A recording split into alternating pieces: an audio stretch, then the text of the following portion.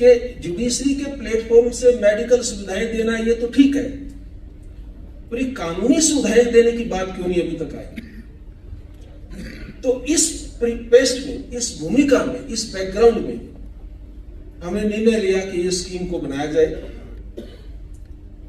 आपकी कठिनाइयों में देश की रक्षा करते हैं, सीमाओं पर रहकर, अकेले सीमाओं पर रहकर के नहीं, पैरामिलिट्री फोर्सेस के लोग, CISF है, NDRF है, आप लोग देश के अंदर भी,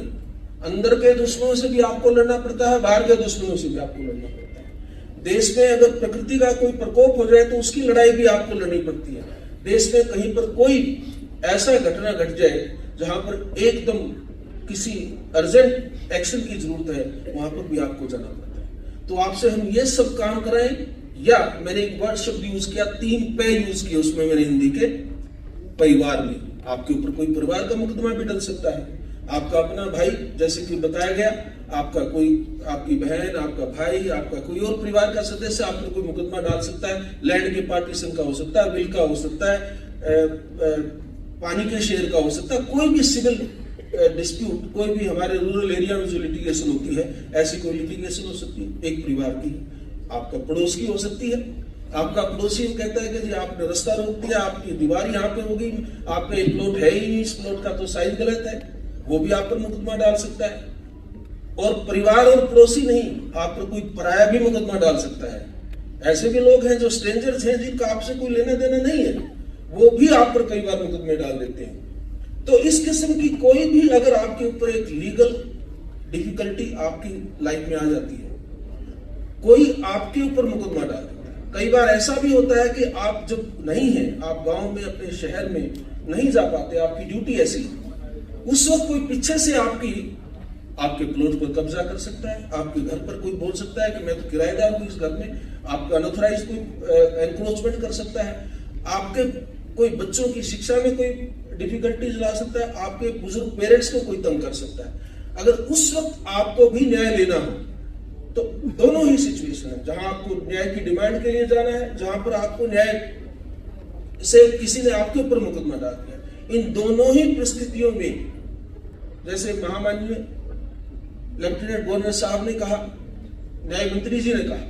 सभी स्पीकर्स ने आपको कहा कि हम आपसे ये उम्मीद नहीं करते कि आप उस वक्त अपनी ड्यूटी छोड़कर, छुट्टियां लेकर के घर जाकर के इन मुकदमों की पैरवी करें। वो जिम्मेवारी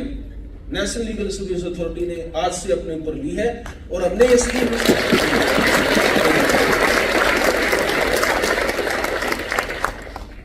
न्याय मंत्री जी तो अच्छे कवि हैं, गायक हैं, जैसे हमने बात की, उन्होंने एक बहुत खूबसूरत एक बात करते करते उन्होंने बुल्ले शाह साहब की बात की। तो जब कश्मीर को ही इस स्कीम को लॉन्च करने के लिए चुनने की बात आई, तो मैं कुछ स्टडी कर रहा था उस वक्त कि क्या ये कैसे किया जाए, कैसे किया जाए। तो मुझे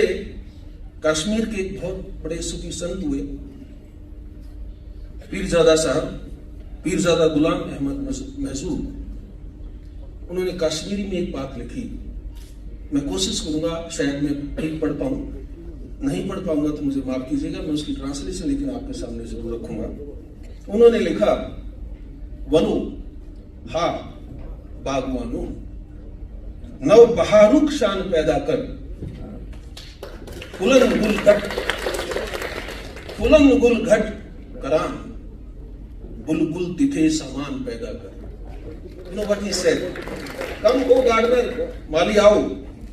create the glory of a new spring, make the flowers bloom,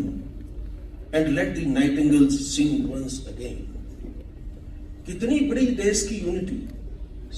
शांति, प्रेम, भाव की उन्होंने बात कही। तो हमें लगा कि कश्मीर की लीगल सर्विस अथॉरिटी की तरफ से, जम्मू कश्मीर लद्दाख की लीगल सर्विस अथॉरिटी की तरफ से ये प्रपोजल आया है। हमारे देश के सेनानी ज्यादातर इस क्षेत्र में हमारी रक्षाओं के लिए हमेशा ड्यूटी पर तत्पर रहते हैं। नॉर्थ ईस्ट में हमारा एक ऐसा एरिया है,